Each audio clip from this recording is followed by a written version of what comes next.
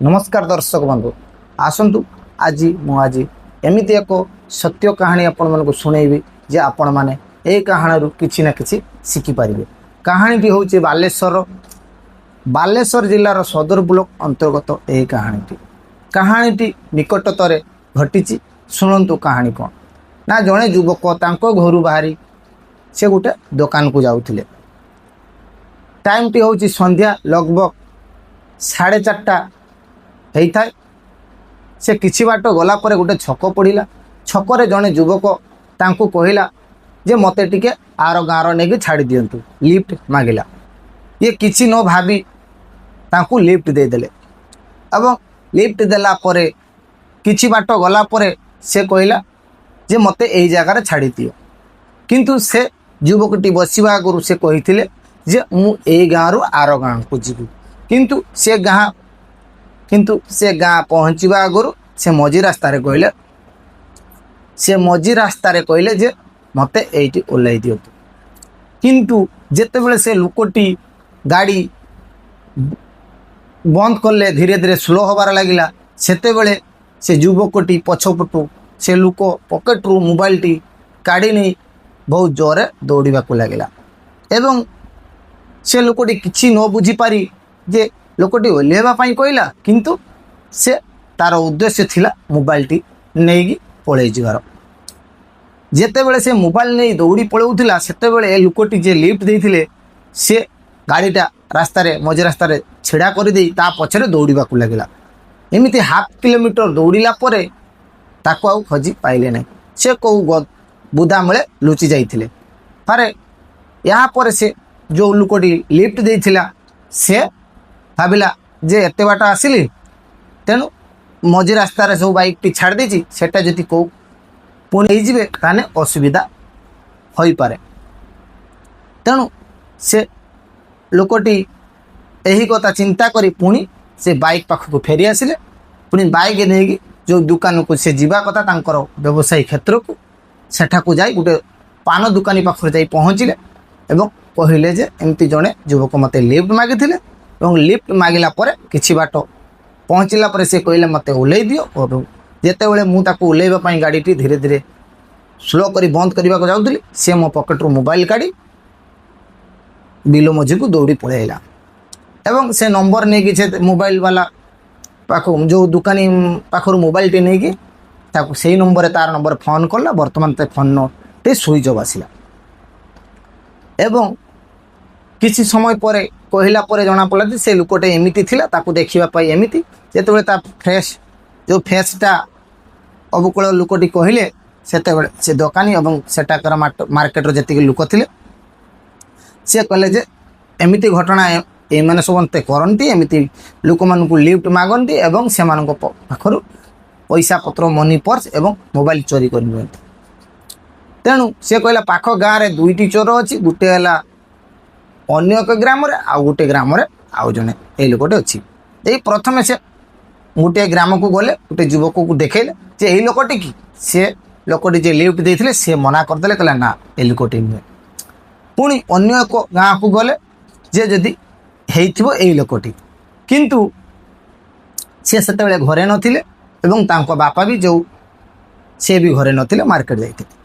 एमिति 2-3 थर गला परे जेतेबेले राति होबाकू लागिला एवं से आउ थरे लास्ट रे गले एवं से युवकटी घर थिले। जेमिति मोबाइल वाला को देखिनेले जो लोकटी लिफ्ट देइथिले से घर पछपट देकी दौड़ी पळेबा को चेष्टा करथिले। सेतेबेले ये लोकटी तांको दौड़ी ताकू पछपटू धरी पकाइले परे गोटे विचार बसिला। विचार मीटिंग हैला परे से लोकटी आउ मानु नाई से युवकटी जे मु नहीं नहीं। जेतेबेले ताकू लोक माने डराई धमकाइले सेतेबेले से भी मानु नथिले एमिति अभद्र भाषा रे गाली गुलज करुथिले आउ पाखरे किछि जिनिस पत्र उठैले पिटिबा पा।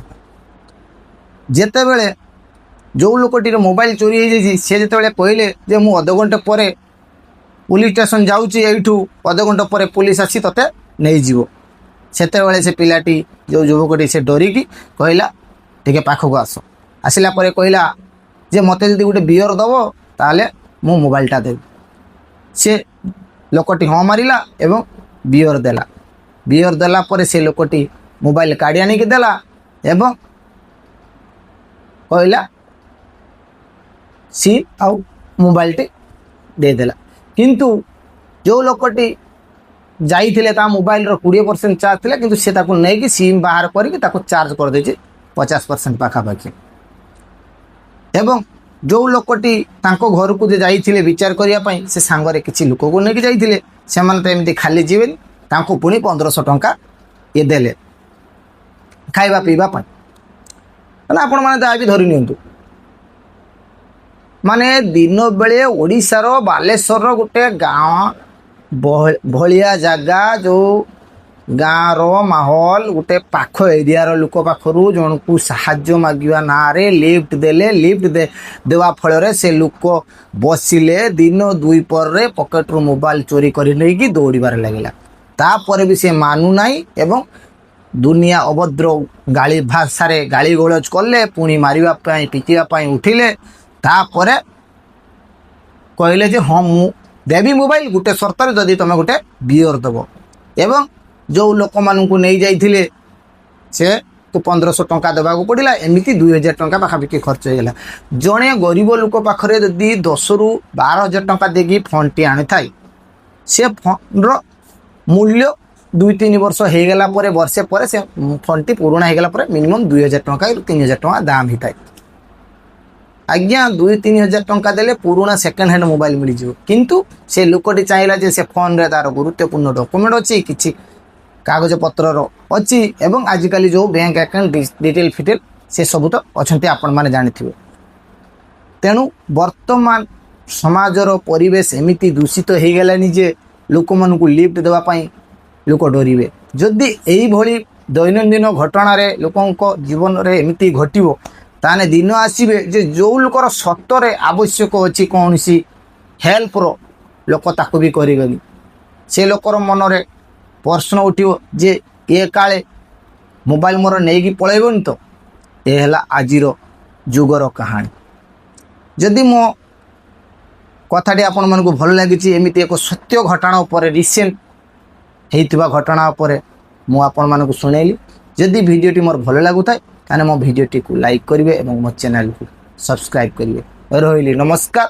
ଆଉ ଏ ଭିଡ଼ିଓରେ ମୁଁ ସେ ଗାଁ କିମ୍ବା ସେ ଲୋକର ପରିଚୟ ଦେଲି ନାହିଁ, ପ୍ରାଇଭେସି ପାଇଁ। Thank you.